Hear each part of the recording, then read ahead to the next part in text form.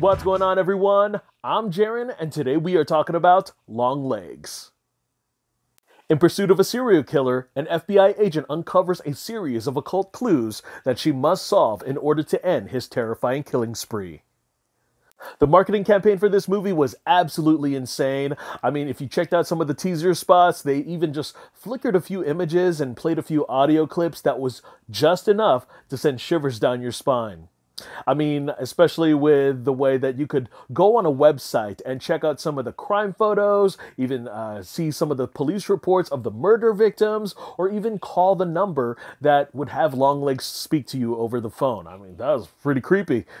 Now, I read and listened to a lot of the early reactions, a lot of the early reviews, and I knew that I had to buckle down on my expectations. I mean, this was turning out to be the most overhyped horror film of 2024, and I have ridden on that overhyped train before, and I've come on the other end genuinely disappointed. I mean, when I'm excited for a horror film, I'm having dreams about it. That's how crazy it is, and I just keep talking about it, doing a little bit of research and ad nauseum, and that's just not healthy.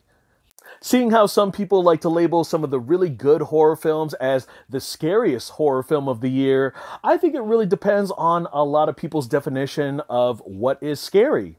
And whether you're going into this thinking that you're going to get a lot of jump scares, getting a lot of gore, or probably a lot of disturbing images that will probably forever scar your nightmares to come, you might walk out of this a little disappointed. What I can genuinely express to you is that when I watched this film, I genuinely felt uncomfortable. It was very unsettling to the point where I felt a little bit of weight that sat on my shoulders and sort of twisted at my nerves on the inside. Think about it like anticipating a jump scare. You know when a jump scare is about to come when you hear the sound cut out, or even the lights flicker, or even when the way that they set up a scene, the way that they frame it, and then that jump scare happens and you are finally released from that tension. In this case, that release never comes, and a lot of that dread that has been building up remains this uneasiness from the first frame to the very end. Writer-director Osgood Perkins is definitely a talent and visionary. I mean, some people might know him as an actor. I know him as Johnny from Dead and Breakfast, and a lot of people end up knowing him as Dorky David from Legally Blonde. As far as his writing and directing credits go, you might know or are familiar with his iteration of Gretel and Hansel. A lot of people also know him from The Blackcoat's Daughter, which is a very underrated gem in his filmography. I highly recommend you check that out, especially because some of the vibes is definitely similar to Longlegs. Nonetheless, he is very well known as the Nepo son of Anthony Perkins, the icon who played Norman Bates of Alfred Hitchcock's Psycho. And if that reputation hasn't put Osgood Perkins on the map just yet, Longlegs will. His direction with the script was absolutely an entity of its own. Just when you think that the story is heading in one direction, you have the rug completely pulled from under you. And then it's the way that the cinematography kind of presents itself with a 35mm look, as well as the aspect ratios, which consistently switch back and forth with the past and the present. And also the signature wide shots were accompanied by a subtle yet very eerie score that makes a lot of the framework feel very tantalizing. There's actually a particular shot where Micah Monroe is at home, sitting at her desk, talking on the phone or opening a letter, and the way that they fix her in the middle of the frame, and I couldn't help but dart my attention to the far right hand of the screen where you can see her kitchen through the door frame. And the entire time, I was just very anxious, thinking to myself, is someone or something gonna appear or walk by that door frame? Longlegs can easily be compared to many serial killers slash cat and mouse slash psychological thrillers as The Silence of the Lambs, Taking Lives, The Bone Collector, Seven, Zodiac, and many more like it, but what I haven't seen many reviews compare it to is a Japanese horror mystery called Cure. Now, if you have seen this movie, and if you have seen Longlegs, you can tell that that particular influence and remnants are just dripping off this film, especially with its bleakness, its hypnotism, its surrealism, and a lot of its just dreamlike atmosphere.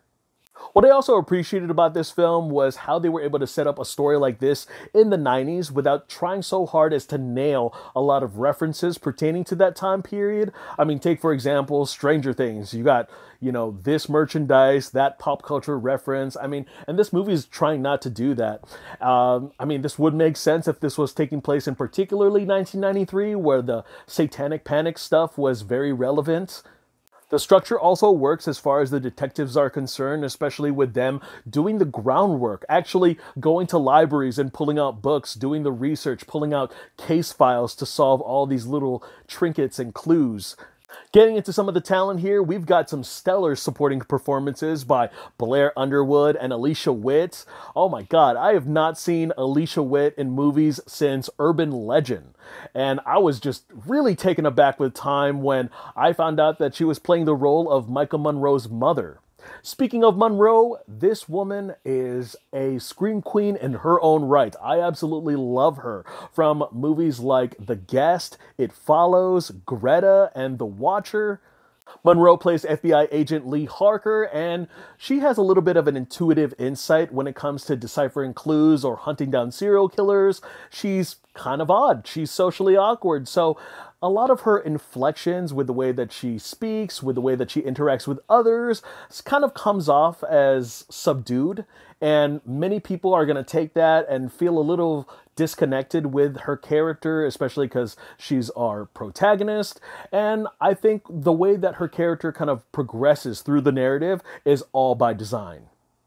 And then we got the man, the myth, the legend, Nicolas Cage as Longlegs. And I gotta say, they did a really good job at keeping his identity to a minimum when it came to the promotions. I mean, when he finally comes up on camera for the very first time, your crowd is going to have various reactions. I mean, there is a few Cageism moments where it comes off a little goofy. It really is unbalanced in tone.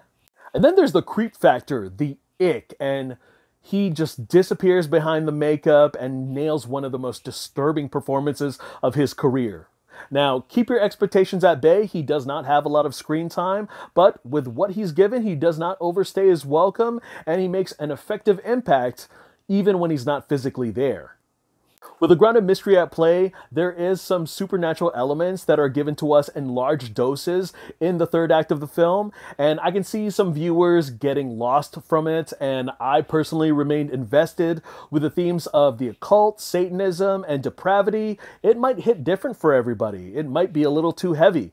For my personal taste, I wish they leaned into it just a little bit more because, I mean, if you're gonna take us there, push the envelope. Leading into my main gripe about the movie, there are plot devices that hold this movie back from being near perfect. There are story ideas and plot devices that express great intrigue, but immediately they are forgotten, they are thrown out the window, they fall apart, especially by the time we get to the grand reveal. I don't mind a little ambiguity. I also don't need to be spoon-fed every single answer, but make sure you have enough breadcrumbs to arrive at your destination. With that being said, I can see a lot of people kind of complaining about how the pacing might feel like a slow burn, but if I'm going to be honest, I think I could have used an hour more of this movie. Just maybe we could have got some of the answers then. Overall, go in with little to no expectations. Don't let my review or others just blow their load too early about how you're going to have the most fucked up experience in a movie theater. Just appreciate the fact that it is a nice little throwback to 90s crime thrillers, and you're going to be getting some incredible performances by Monroe, Witt, and Cage. That's it. And for those of you who have genuinely enjoyed this movie, regardless of the score, I've had time to sit with this movie, kind of fester some of my feelings and some of the images that I saw. And I gotta tell you, the night I went home, I did not want to sleep with the light off. I kind of flinched with some of the noises that I would hear outside my window, and I did not want to look outside my window.